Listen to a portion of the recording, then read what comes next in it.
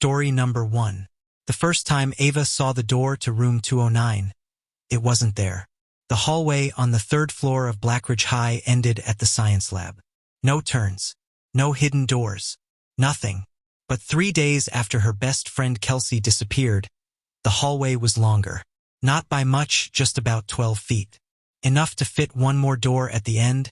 Charcoal gray, no window, no handle, just the number 209 carved faintly in the wood. Ava blinked at it for a full minute before realizing no one else in the hallway was reacting. Students passed by like it didn't exist. Teachers didn't glance at it. Even the janitor wheeled his mop bucket straight through the spot where the door should have been. That night, she searched the school's floor plan. There was no room 209. The room numbers on that floor only went up to 208. She asked Mr. Hamley, the physics teacher, if there had ever been renovations. He gave her a blank look and said, "This building hasn't changed since 1971. Why?" "No reason," she lied. That night, she dreamed of water. Black, rippling water spreading slowly across the floor of the school. Lockers rusting, desks floating, and a pale, narrow face looking up from the bottom of a flooded hallway. It was Kelsey. Her mouth was moving underwater, but Ava couldn't hear her. The next day, room 209's door had a crack in it. A thin black line down the center, like it had been split with an axe and then fused back together. When Ava walked past it, she felt a cold draft, like walking past an open freezer. The hair on her arms stood up. At lunch, she asked around if anyone had heard about room 209. Most laughed. A few gave her strange looks. Only one person seemed to react seriously. Ryan Delgado, a quiet sophomore who rarely spoke in class, pulled her aside and said, "Don't go near that door." "Why not?" "My brother used to go here," Ryan said. 10 years ago. He told me about it. Said there's a door that only shows up when someone dies in the school. Or goes missing. Nobody believes it. But every time someone disappears, the door comes back. Only some people can see it. My brother could. And now you can.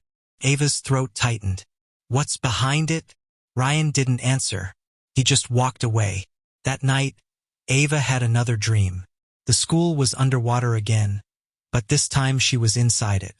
Walking, floating, and room 209 was wide open. Kelsey stood in the doorway, pale, soaked, and smiling. Her voice echoed through the water. "It's not just me in here." Ava woke up gasping. Her carpet was soaked beneath her feet, but the rest of her room was dry. She went back to the school the next day with a flashlight and a crowbar stuffed in her backpack. She waited until 4:45 p.m. when the last janitor left, then slipped back into the third-floor hallway. Room 209 was there. The crack in the door was wider now.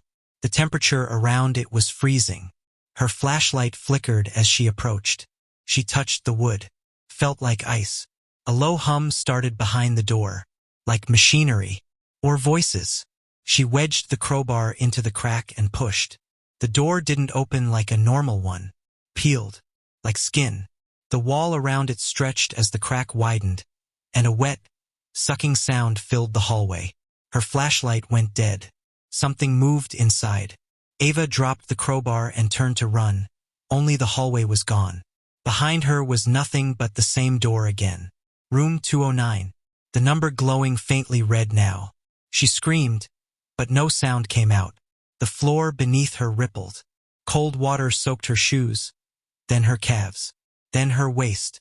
She clawed at the walls as the hallway flooded upward. Somewhere, faintly, she heard Kelsey whispering, "You saw it. You opened it. Now it sees you."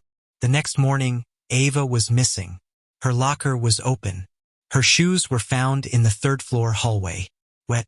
Room 209 was gone. The janitor who opened the building that morning found a message scratched into the third-floor wall. "It sees you if you see it. Don't follow the water." A week later, the hallway grew longer again, and the door came back. Room 209. Story number 2. When Thomas Reeve transferred to Hollowmere High, he was warned about the old bell tower. Not by the administration, but by the students, quietly, offhandedly, like it was an inside joke you weren't supposed to laugh at. Don't stay after the third bell, they said. And if you ever hear a fourth, run. He thought it was just an urban legend, a dumb piece of school folklore, like Bloody Mary or the girl in the mirror, until he heard the fourth bell himself. It was early October when the strange things began. The old East Wing was being reopened after years of disuse. Vines had to be cut off the bricks. The floorboards groaned like they hadn't been stepped on in decades. Thomas's homeroom was moved there while renovations happened in the science wing. Room 4E. The first time he walked into it, it felt wrong.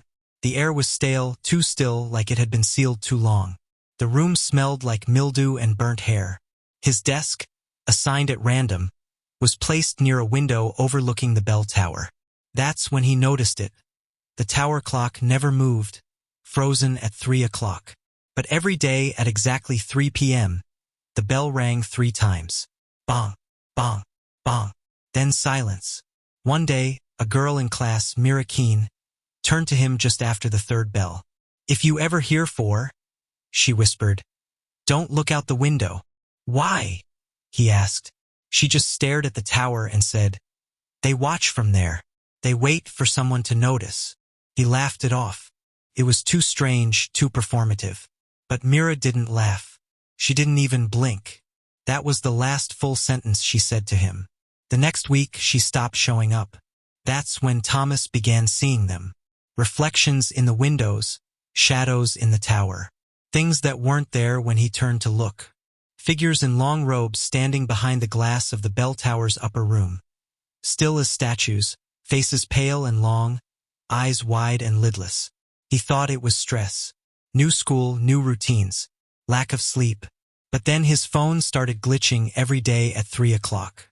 Static. Images of the tower.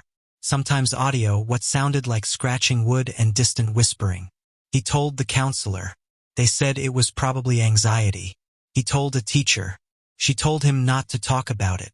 "You don't want to attract their attention," she said without meeting his eyes. "The fourth bell only comes for those who listen." That night he went to the library. He searched old school yearbooks and files. Hollowmere High had more missing persons reports than any other school in the county. Most were unexplained. Most vanished during the school year. The dates all had one thing in common. Every disappearance happened on a day when the bell rang 4 times. He found newspaper clippings of a fire in the old East Wing in 1976. It started after the 4th bell. For students had supposedly snuck up to the tower on a dare. None came back. Only one body was found, melted to the tower's bronze bell. It rang once the next day on its own. Thomas decided to skip school the next afternoon. But he couldn't. Something pulled him there. He couldn't explain it. Felt like if he didn't go, they'd come for him anyway. At 2:58 p.m., he sat at his desk in room 4E. The class was silent. Half the students wouldn't look at the window. The other half weren't even blinking. 3 p.m. The first bell rang. Bong. He felt the air shift. Second bell. Bong. The window darkened, like a storm cloud passed in front of the sun. Third bell. Bong. A faint humming started. Not from the room but from inside his ears. Then, fourth bell. Bong. His ears popped. Everyone else in the room froze completely. Even the teacher, mid-sentence, went still. Like time broke. Outside the window, the tower door creaked open. A figure stepped out, dressed in black, robes dragging along the stone. Its face was a blank white mask. No mouth, no eyes, no features. Just an empty canvas. Pointed directly at him. Thomas couldn't move. His muscles were locked. He felt like his brain was screaming, but no sound came out. The humming grew louder, piercing. The glass in the windows vibrated. Then the room went dark. When he opened his eyes, he was in the tower. Alone. The wooden beams above him groaned, and the ropes that once held the bell were frayed and dangling. The bell itself hovered, unmoving, suspended by nothing. The masked figure stood behind him. "You heard the fourth," it said, though the mask didn't move. "Now you ring it." He turned, and his own hands were on the bell rope. Splinters in his palms. blood on his fingertips. He pulled. The sound that came wasn't a bell. It was a scream. It echoed down the walls of the tower, through the rafters, into the bones of the school. When Thomas woke up, he was back in room 4E. The students were gone. The sky was black. Hours had passed. He checked the time. 9:13 p.m. He was alone. But when he looked out the window, the tower door was open. He packed his bag and ran home. The next morning, room 4E was sealed shut. No one spoke of it again. The east wing was closed. No one remembered Mira. No one remembered him being in that class at all. But every afternoon at exactly 3 o'clock, the bell rings 3 times.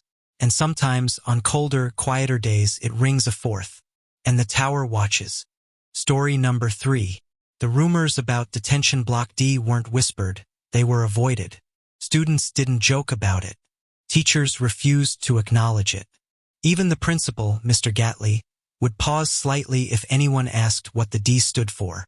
No one really knew why it had been shut down.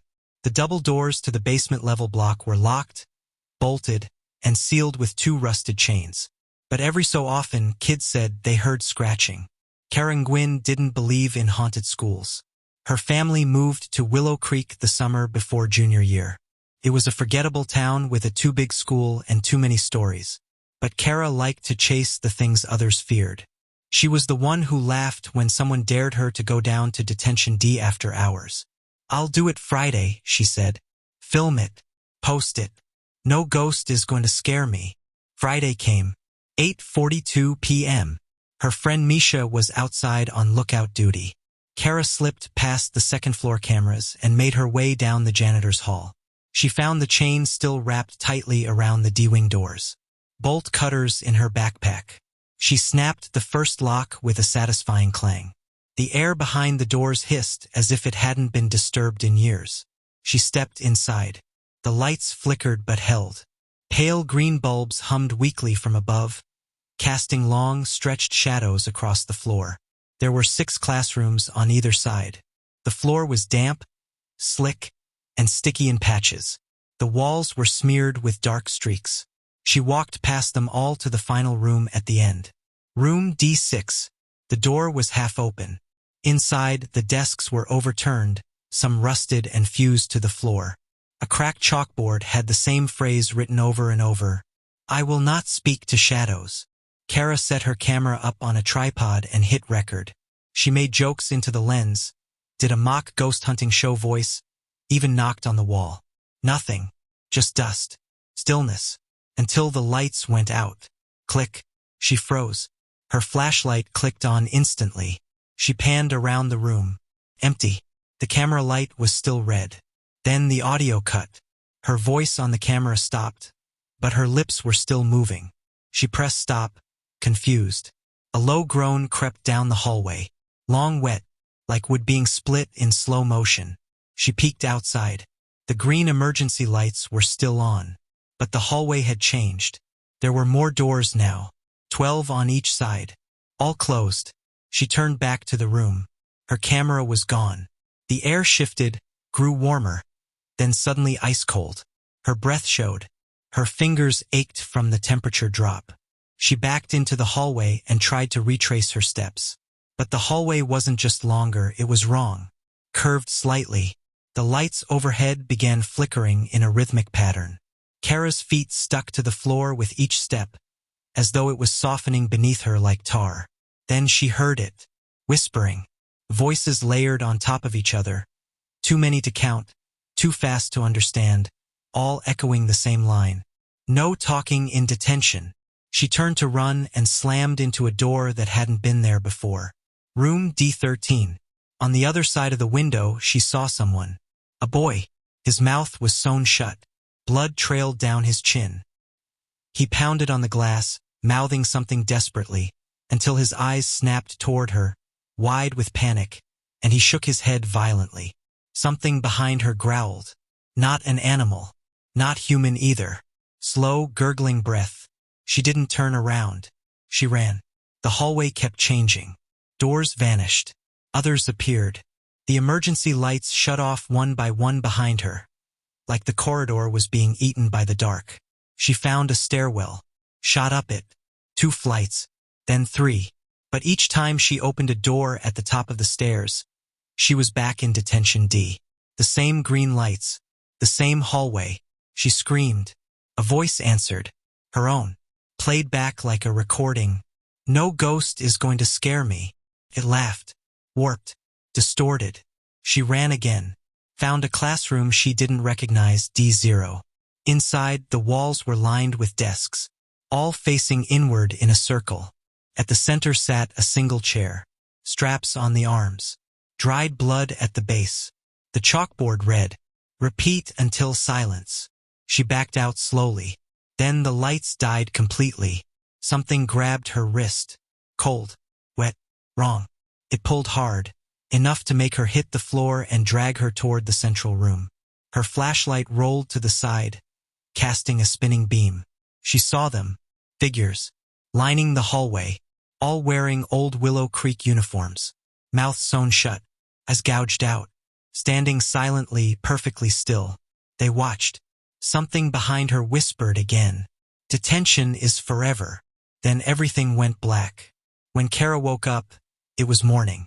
She was outside the school, alone. Her phone was dead. Her camera was at her feet, shattered, the SD card missing. Misha never saw her come out, said she waited all night and Kara never returned. But Kara remembered every second. Detention D was sealed again by the afternoon. The janitor claimed no one had opened it. The chain was still intact.